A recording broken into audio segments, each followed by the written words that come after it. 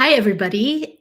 For those of you who don't know me, I'm Jessica DiRuzza, and I am a depth psychotherapist and archetypal astrologer, and I'm also a teacher.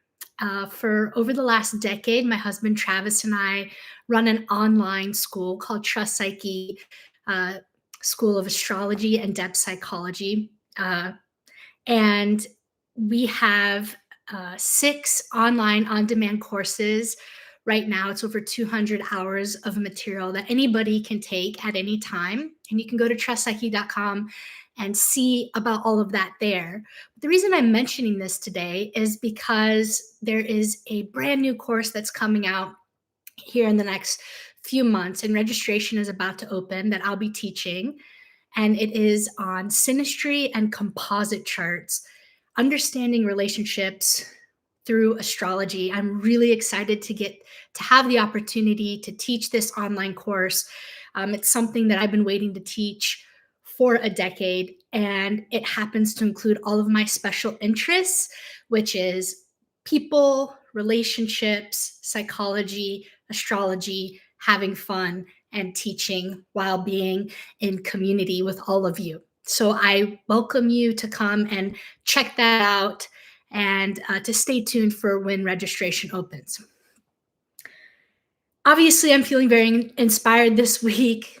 You can chalk it up maybe to Jupiter and Gemini, or even Mercury and Leo forming a grand trine with my natal moon and moon Uranus. There's just a lot of passion right now to share what's on my mind. So I'm really grateful to have this opportunity to share with you today something that I've been thinking about a lot this week, which is a depth psychological understanding of the meaning of the descendant in the natal chart.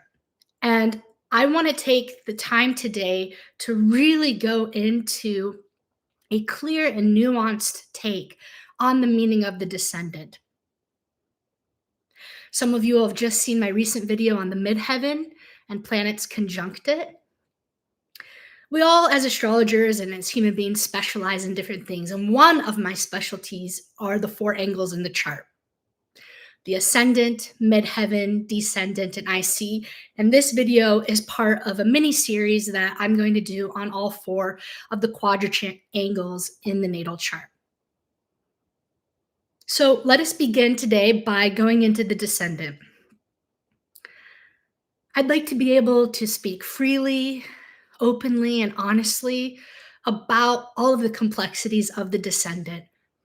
And as usual, I will probably be provocative in doing so. I want you to visualize your descendant right now. I want you to see the sign placement of your descendant, and if there are any planets there conjunct your descendant, whether that's in the sixth house or the seventh house, anything that's within, definitely safe to say, a 10-degree orb approaching or separating the descendant. I think it's important too that we have an astronomical sense of what we're talking about, which in this case is the western horizon. This is the sunset position in the chart, and the descendant carries the energy of that time of day.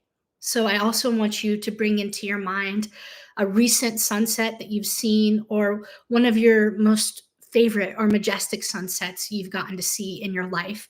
And I want you to hold that alongside with visualizing your personal descendant as I describe my understanding of this placement in the chart.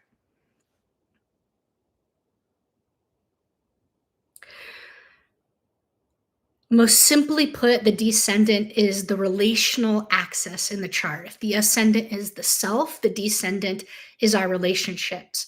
So we specifically look to the descendant to understand the qualities and types of relationships that we have in this particular lifetime.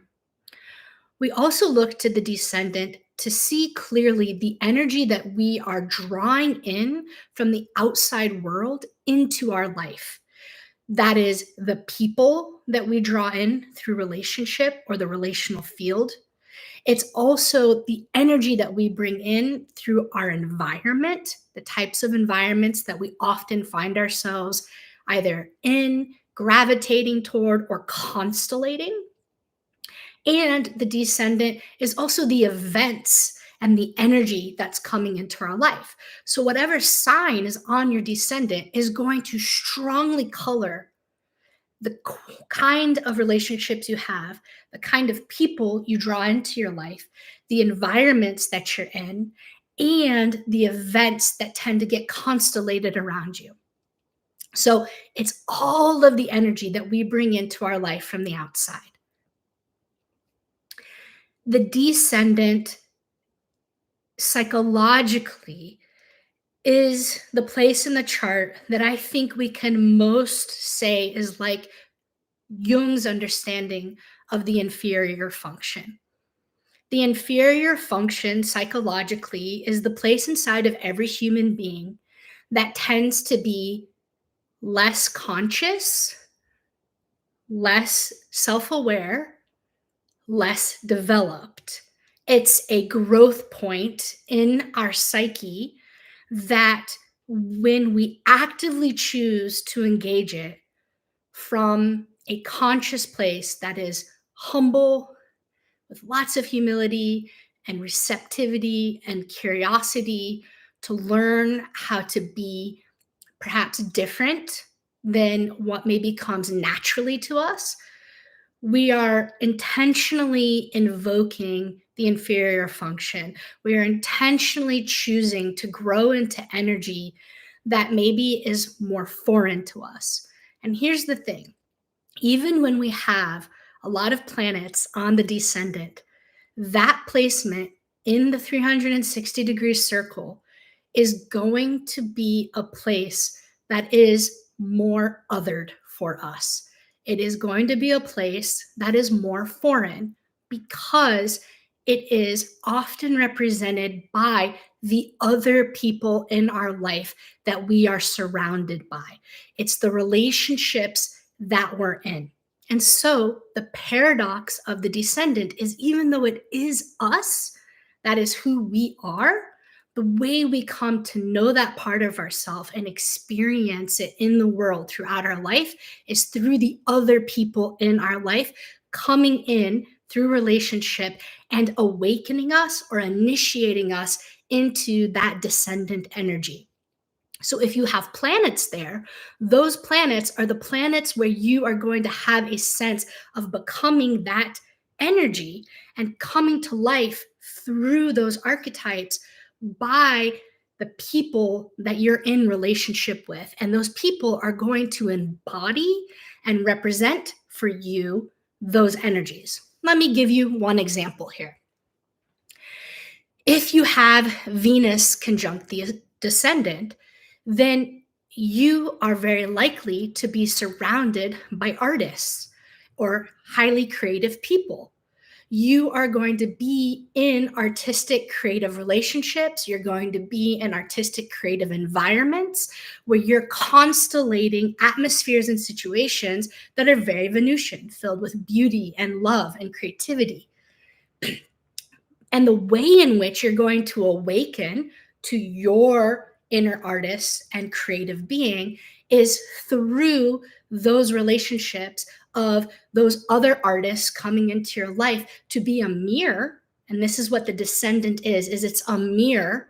It's a mirror reflection of a truth inside of you that's wanting to wake up through the people that are coming into your life and essentially turning those channels of being on inside of you in order for you to have the opportunity to become that energy yourself.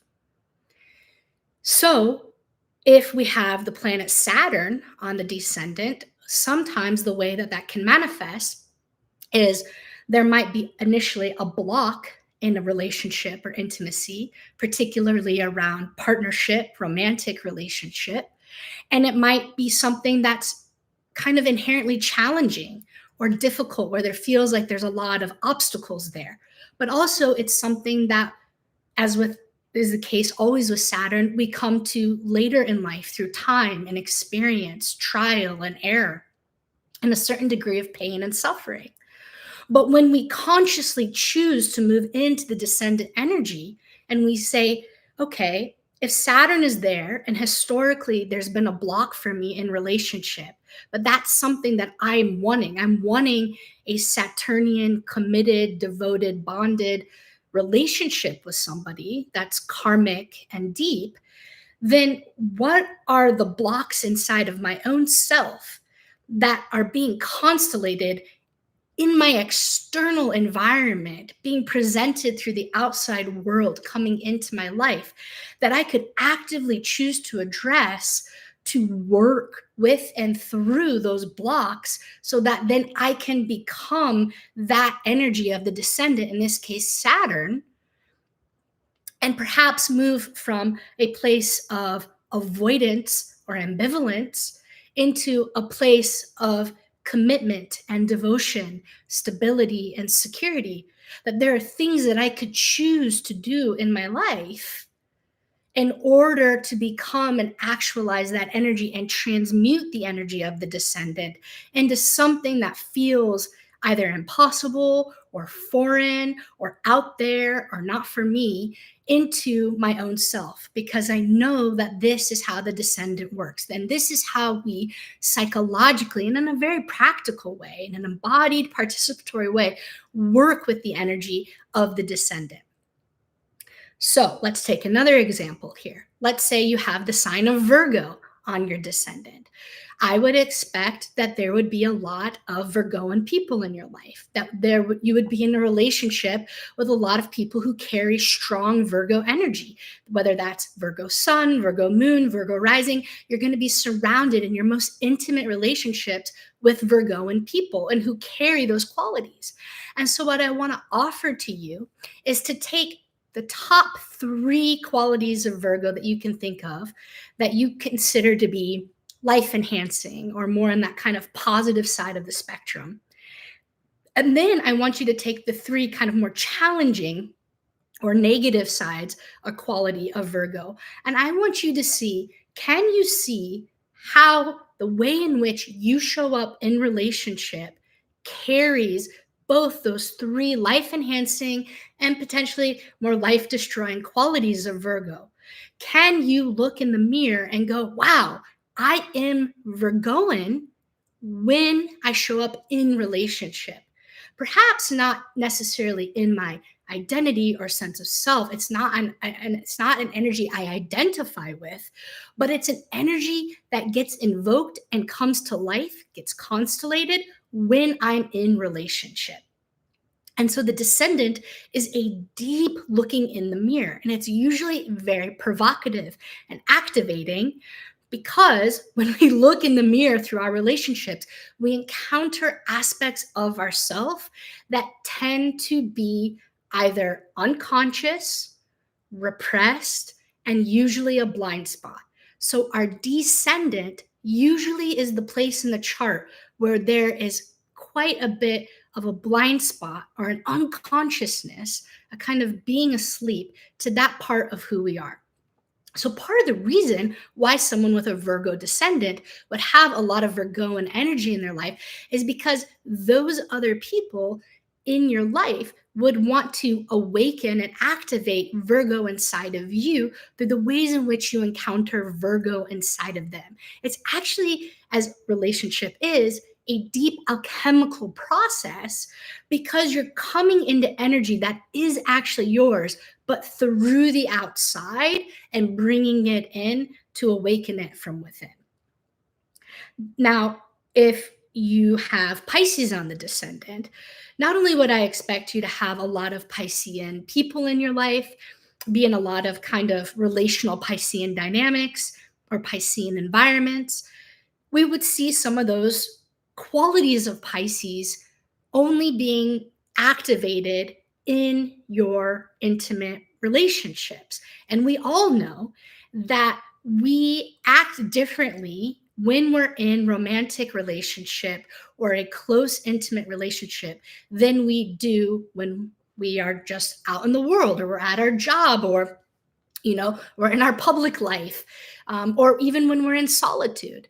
And so different parts of us come to life when we're in relationship, and this is what the descendant does for us. So if you have Pisces on the descendant, we know that Something that you often will be struggling with is a lack of boundaries. Pisces is boundless, right? And so Pisces on the Descendant would say that in relationship, it's going to be more challenging to have a strong sense of self and other, and clearly being able to differentiate between self and other, and having clearly defined boundaries. It's going to be a stronger propensity to lose the self in relationship, to merge with the other person. In its positive qualities, it's someone who can take that quality of merging in relationship and having the dissolve that takes place, and to be able to go into a deep place of unity or communion. Pisces on the Descendant is also someone who often can offer a lot of care and compassion and empathy in relationship. It's someone who brings a very strong imagination into the relational space, or is surrounded by people who are healers, visionaries, also um, uh, deeply spiritual, right? And so the environments that you're in and the people that you surround yourself with, the characters in your life, are going to carry all of those positive and negative qualities of Pisces in order to awaken you to the fact thou art that. And so the Descendant definitely can carry that phrase, thou art that. And the way that we recognize that is by the alchemy of being in relationship and partnership of all kind, romantic and otherwise, especially one-on-one relationship of any kind, and saying, oh my goodness, this person is offering a deep mirroring for me to come into aspects or channels of myself that I could not otherwise come into. Now, another version that we could see here with this is, let's say on the Descendant, there are a lot of planets. Maybe even the sun is there, okay, or other personal planets. Even in that case, there is still a tendency with whatever's on the Descendant to kind of naturally give that energy away. It's an energy that kind of naturally flows out into the world.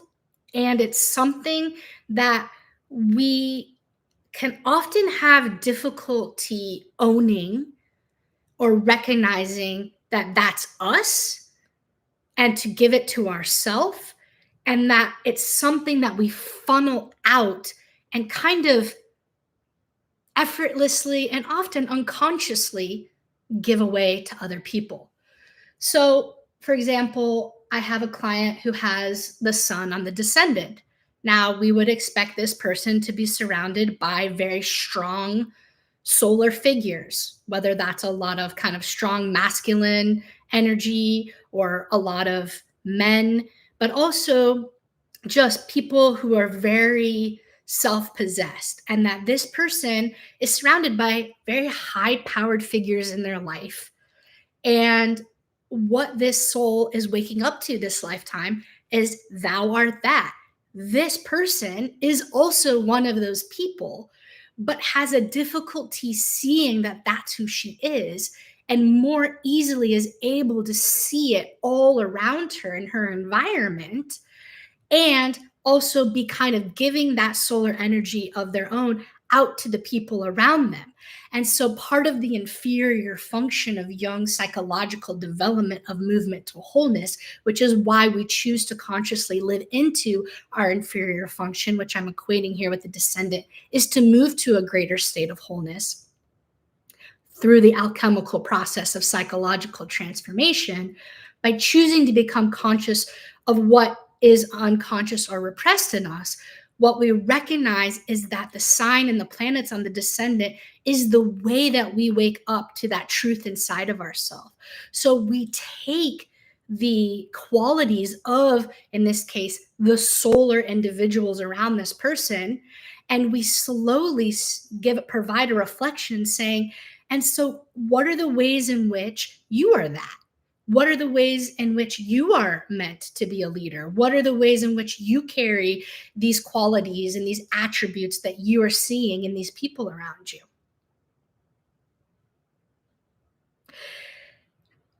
Practically speaking, I see it as one of the most um, arduous and laborsome tasks that a person can do in their individuation process and that movement towards wholeness is embracing the descendant, because it often feels so foreign, so other, so out there, so not us, that it is often counterintuitive to our being, which is more um, egosyntonic, meaning that our ego and identity often is more easily able to move into the ascendant and the rising sign as a sense of self, whereas the descendant typically is more ego dystonic. It's something that we have a more challenging time seeing as part of who we are. And so, because of that, naturally what the human does when something doesn't feel like it's us, self-similar, is we project that out onto the other. And so there is an inherent quality to the descendant where we project that sign and those planets out onto the world, into the people and the environment and events around us. And like, I could give you an example of this. Let's say you go to a party and you have Mars conjunct the descendant, and you show up at this gathering and you walk into the room and you're like, oh my gosh, this place is filled with a lot of dynamic, bold characters. Oh my gosh, these people are being really loud and rambunctious and like very expressive. Wow, these people even feel kind of a little bit aggressive and assertive and bold, and even at times, you know, maybe a little too much and invasive. It's like, yeah, that's your Mars on the descendant. When you go out into the environment and the people that show up and the characters that present themselves are going to carry Mars energy. And we could continue to push that out and say, oh, that's out there. That's not me, and reject it, which is what we often do with the descendant. Is there's some, on a more kind of subconscious or unconscious level, a rejection and othering, a dismissing, a pushing away of that energy. Or if we know astrologically we have Mars conjunct the descendant, and we show up at that event and we go, this is a mirror for me. I wonder what is one thing I could do right now to be more Mars in this moment. Is there something I could do to be bold? Is there some way I could assert myself? Is there some way that I would even be open to engaging in debate or being in a moment of conflict? Is there a way that I could embrace the warrior to fight on something that I actually believe in, a cause that I could, in this moment, give voice to at this party? Or would I be bold enough to go out on the dance floor instead of having my back up against the wall? You know, get your back up off the wall. Dance. Come on. It's like Mars on the descendant is like, can you choose to almost imagine it's on your ascendant, your rising, and try just for that moment in some way to embody that energy? When we do that, what happens remarkably, and this it truly is a form of a psychological and spiritual magic. This is part of what I love about participating with astrology, is the Mars in our environment, in our relationships, lessons as we become more of the descendant energy. We experience it less out there and more as who we are, which tends to equalize or even the energy out so it doesn't feel so strong and overbearing or even impossible or something that is coming at us. Okay, here's some more of the provocation I promised you at the beginning. There's even ways in which the descendant can be a place where we can move into victim consciousness, where it feels like that energy is happening to us, that we've lost our power around it or our choice around it, and it's something that's coming at us from the outside. It's a place where we feel like at times throughout our life uh, that we're we're beholden to it, essentially. It's awful when humans feel like we've lost choice. Feeling powerless is one of the most awful experiences any human can have. And the descendant can sometimes be a place where we feel like we lose our power. And so the depth psychological alchemical medicine there is, again, thou art that. When I choose to become that energy, it actually empowers me and emboldens me and naturally diffuses it as something that I'm experiencing from the outside in, which can at times make us feel like a victim to that energy. I want to return back to this example of Saturn on the descendant. I've seen so many times in my astrological and therapeutic practice where someone has Saturn on the descendant, and there just can be this incredible sense of not knowing how to do relationship, feeling like either there isn't somebody out there for them, or they're never going to be with somebody, or it's just so challenging to be in romantic relationship. What happens, and this can be for any placement in the chart, is it becomes a self-fulfilling prophecy. Our beliefs carry so much power in them that they often do create our perception of reality. So whether perceived or real, from our subjectivity, it's real, right? And so the descendant can become a relational self-fulfilling prophecy when we let those kind of unchecked beliefs that are programmed pretty deeply in there say, this is just the way things are. I'm fated to, this particular situation.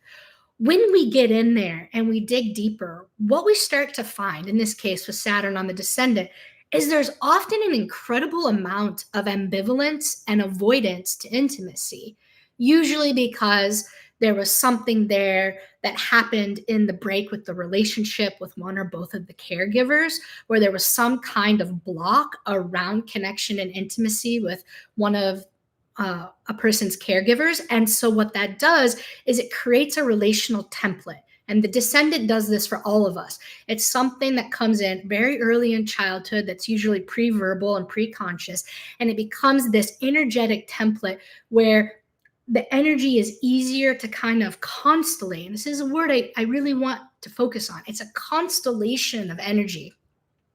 And Saturn on the descendant starts to believe that it can't do relationship, or there's always going to be a sense of alienation, loneliness, isolation, separation. But when we get in there, what we find is that the native, and this is without blame, is actually feeling potentially quite a bit of avoidance around the descendant, which is intimacy and connection with other people. And it's like, oh my goodness, it's not actually the people outside of you not finding the right person, people being hypercritical of you, feeling like either people aren't ever good enough for you or you're never good enough for them.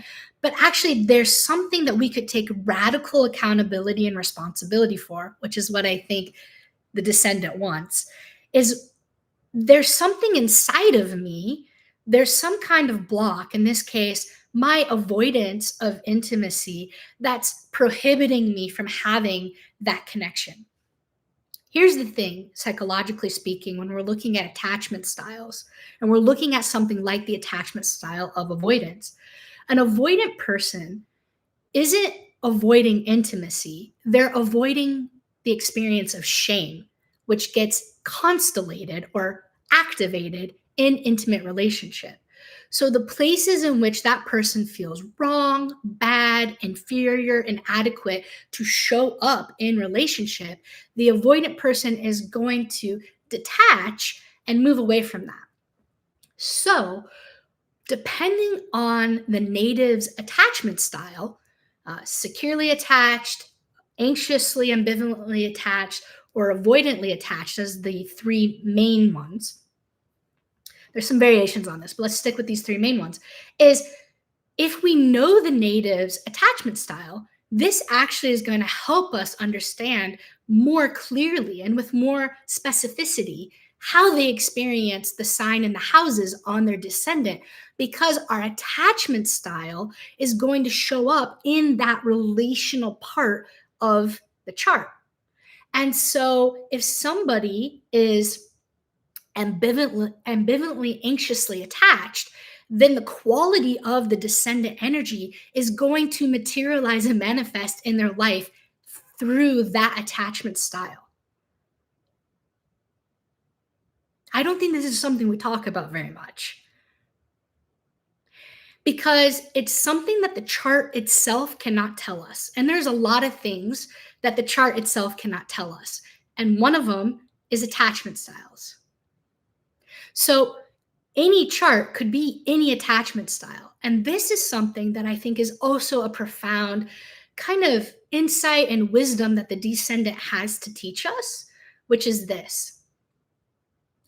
It's not the events that happen to a person, it's the person that happens to the events. When the descendant and our approach to it switches from the events happening to us responding and happening to the events, that's where we find our power and our freedom with the sign and the planets on our descendant and in our relationships in general. Between the event and our response to it, there's a space. And within that space is our creative freedom, because in that space is our choice. And so when we switch it and we say we happen to the events through our choice of how we're going to respond, that's when we're beginning to own the descendant energy and alchemize it so that we can, for ourselves, receive that energy. Because at the end of the day, the descendant is there for us to get to receive its energy, its medicine, its gifts and opportunities for us. So let's say somebody has Taurus on the descendant. This would be a lifetime where that person is learning through relationship how to experience greater levels of pleasure, how to enjoy the riches of life sensually, to have a more sensual experience of life that is more easeful and calm, pleasurable.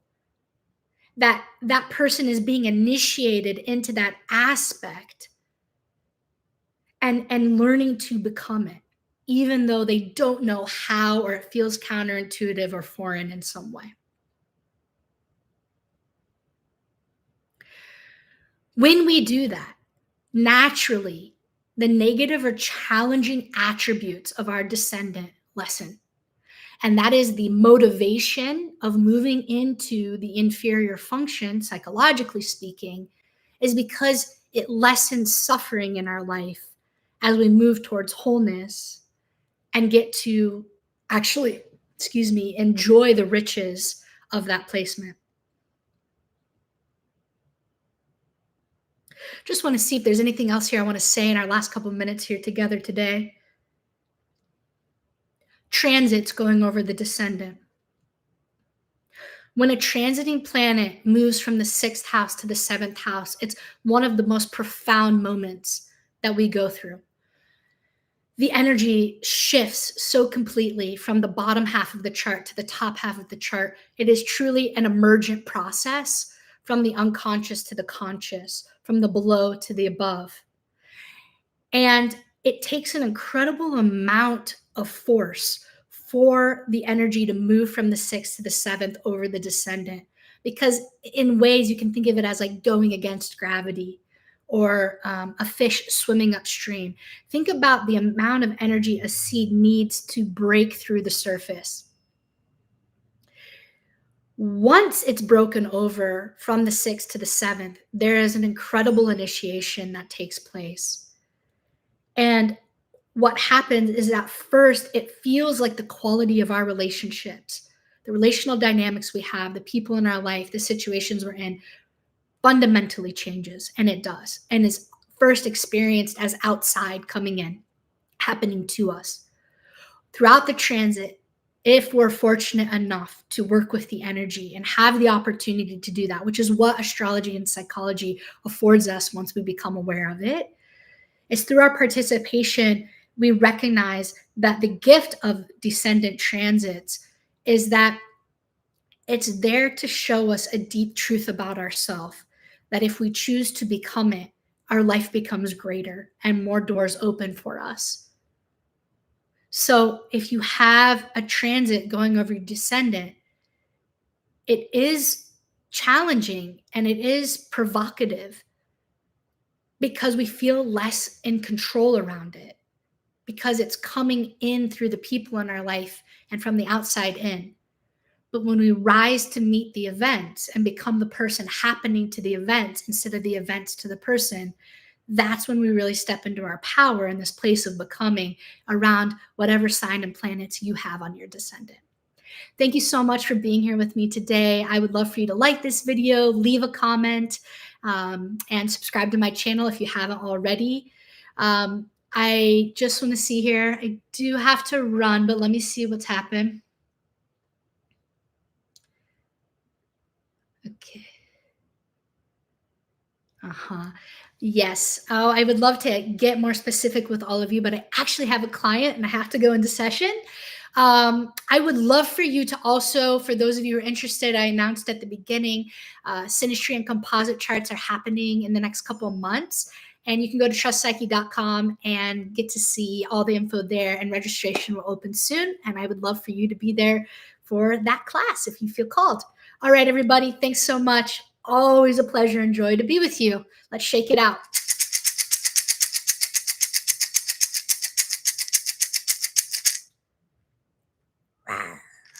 See you next time.